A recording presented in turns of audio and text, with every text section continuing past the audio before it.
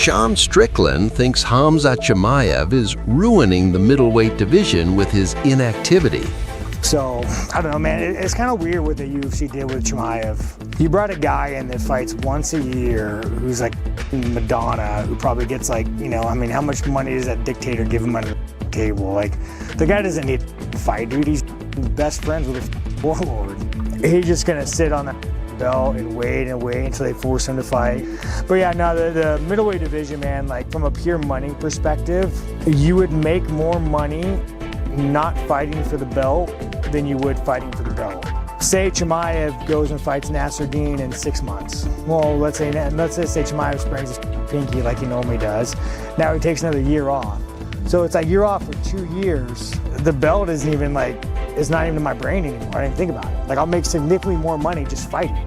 You say, hey, you want to wait a year and a half and like not fight, or just keep fighting and fighting good guys and maybe taking an L? I'll just go fight good guys, maybe take an L, and I'll triple my pay. I'd just say Fluffy beats me. Like, you know, Fluffy want you for a title fight. Well, I mean, he's gonna fight Nasruddin in probably what, 6 months? Fights Nasruddin, say they have a hard fight, or even if they have an easy fight, he sprains his pinky toe, he's out for another 8 months.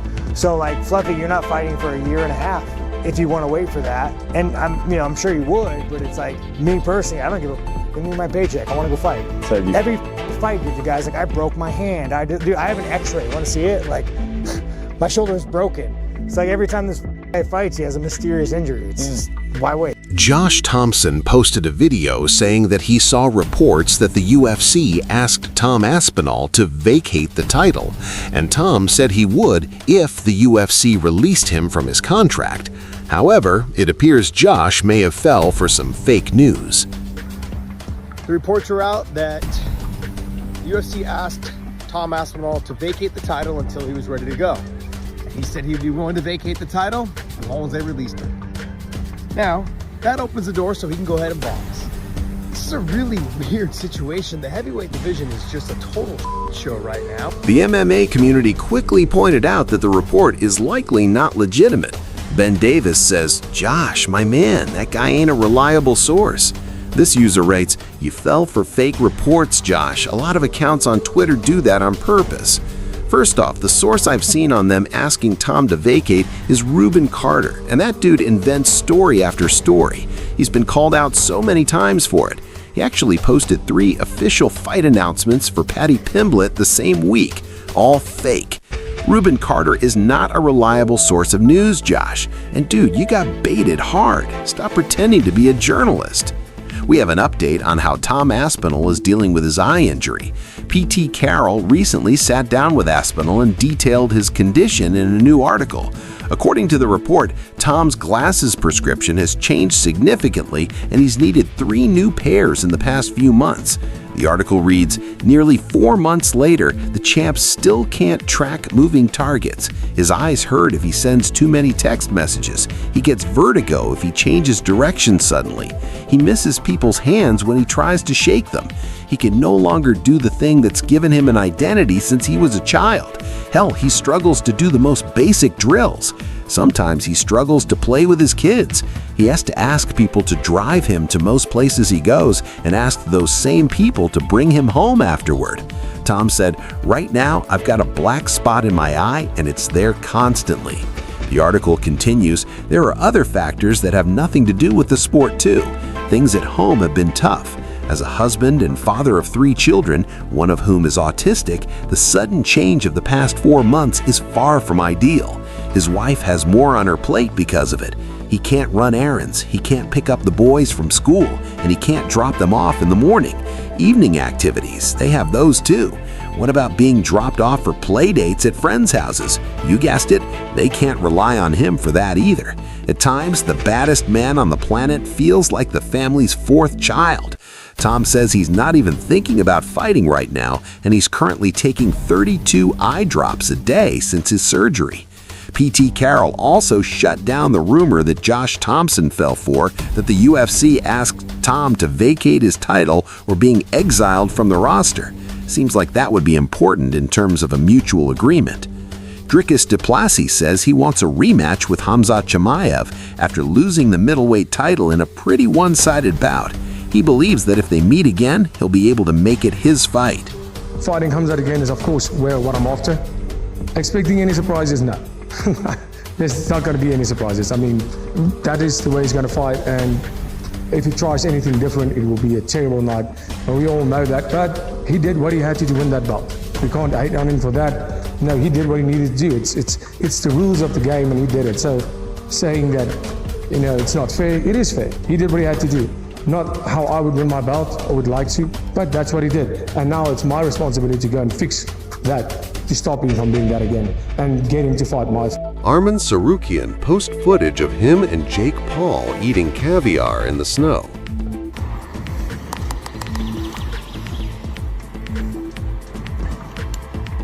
Cheers. Cheers. Thank you for having me. Thank you for coming. I always do this. Good luck. Yeah? Yeah. Okay, I gotta be good. For the animal, huh? Arman Tsarukyan discusses wrestling with the MMA guru. Arman gives props to Guru for at least trying. Easy money, bro. Real quick. Bro, I asked, can I take them down? Says no, just stay. Yeah. I said no problem. And they truly believe they can take me down, Yeah. bro. How?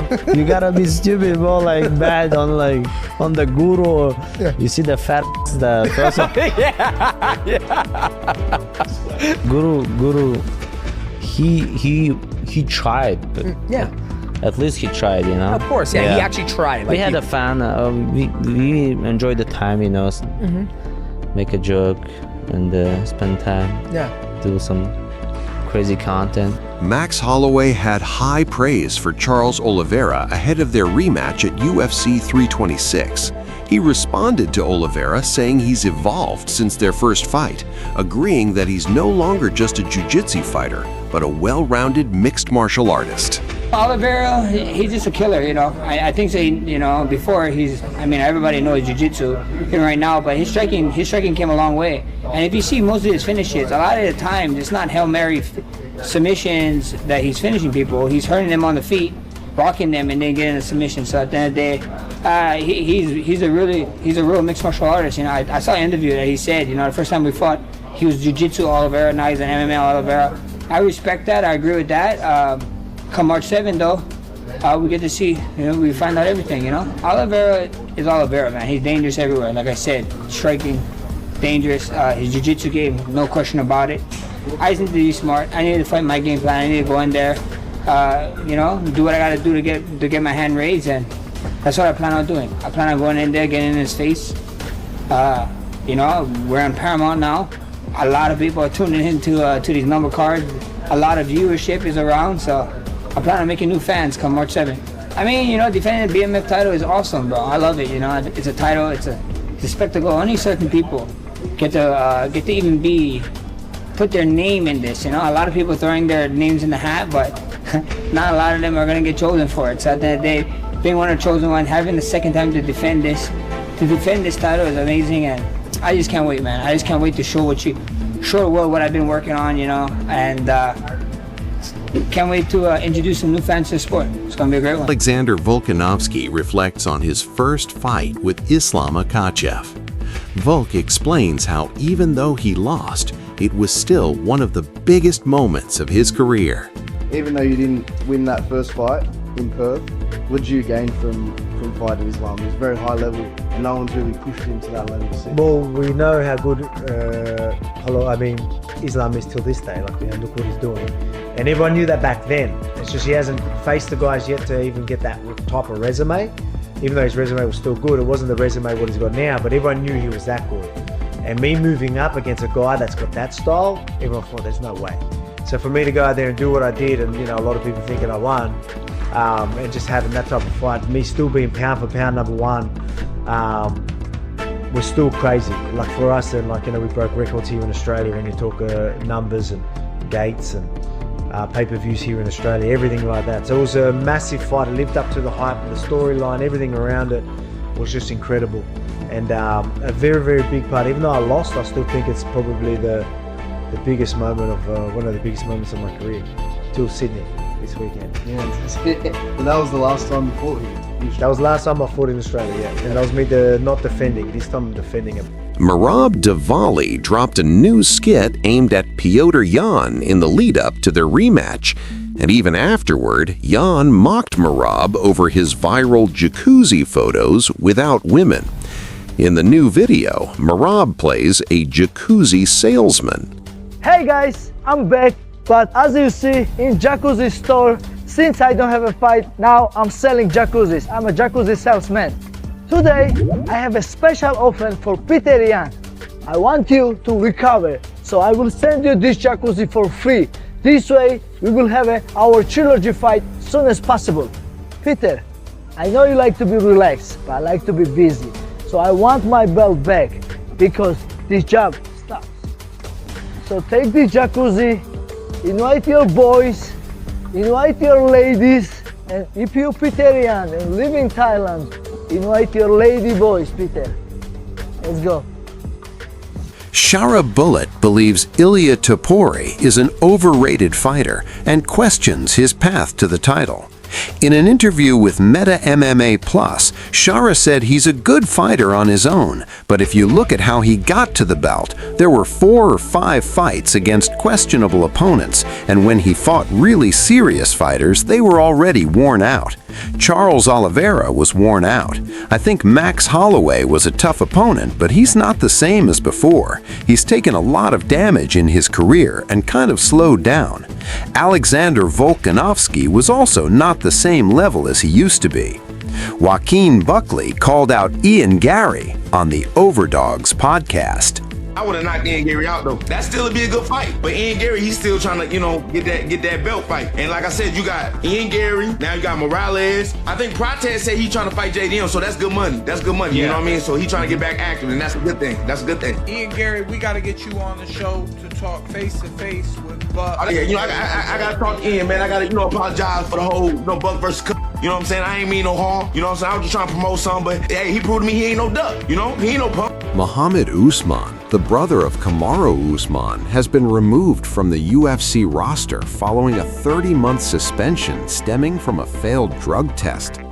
Usman tested positive for testosterone and was not eligible to compete again until after April 19, 2028. However, the UFC has opted to release him from the promotion. It appears Alex Pereira has hinted that he will be fighting at heavyweight next. Alex posted this to his Instagram last night. In the caption, he wrote 1, 2, 3 and go. Right now, there are rumors going around that Alex may be fighting Ciryl Gane next. However, nothing is confirmed.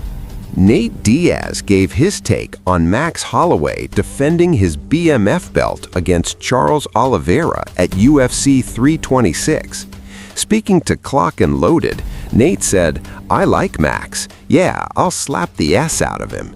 That was rude what I said, but I'll thump him up. Yeah, the White House would be perfect." So, official, over the weekend, most people thought Nate was talking about Max there, but he claims he was talking about Charles on X. Nate said, "I didn't say I'd slap Max Holloway. I said that about Oliveira, but I shouldn't have said that either. It was rude, and I was S up. If we were fighting in a caged match, I might attempt it, but that was rude. I shouldn't have said that. My bad, bros. All respect, though." Before you walk, if you like martial arts news, if he lived the atmosphere of fights, if you want to know everything new in the world of MMA and UFC firsthand, the MMA Daily News channel is your right place. Subscribe to the channel to get all the exclusive news. Do like if the video you like and write your opinion in the comments. Your opinion interests us. If you like, support the channel and let us answer stronger and faster content.